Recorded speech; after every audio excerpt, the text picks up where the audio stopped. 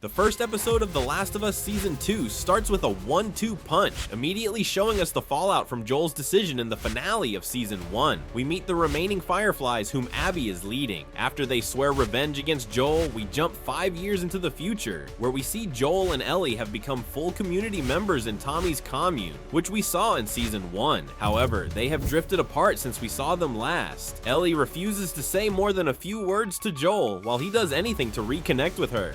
Ellie instead chooses to spend her time with Jesse and Dina. She and Dina are shown to have quite a connection, which culminates in the end when the two kiss in the town square, setting up their future romance. When a town member sees the two, he yells at them, making Joel step into Ellie's defense. Ellie is angry about this, leading her to yell at Joel in front of the town. The end of the episode shows a web of infected vines slowly crawling their way into the center of town. As inside threats emerge, we cut to Abby and her group. The final scene in the episode shows them finding Joel and Ellie's city in the distance.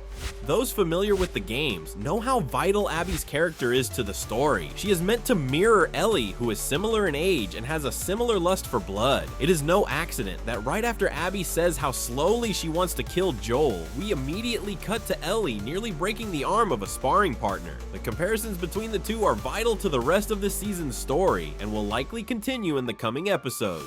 One significant addition to this series is the character of Gale, a psychotherapist giving Joel therapy. She is not in the games. However, her first scene makes quite an impact. Joel is in denial at the beginning of this season, still unwilling to accept the true horrors he caused. Yes, it was to protect Ellie, but the lengths he went to have caused ripple effects not only for him, but for the entire world. The whole first season was leading up to that decision, and this second season will center around the consequences of said decision.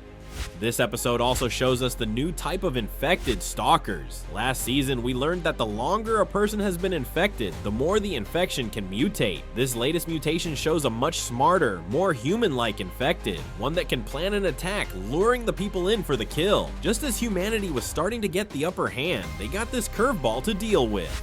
What did you think of this season premiere? How do you think this season's story will compare to the second game? Load up your survival backpack and let us know in the comments down below. Be sure to come back each week to get our episode breakdown. Thank you for watching ScreenRant, and we'll see you next time.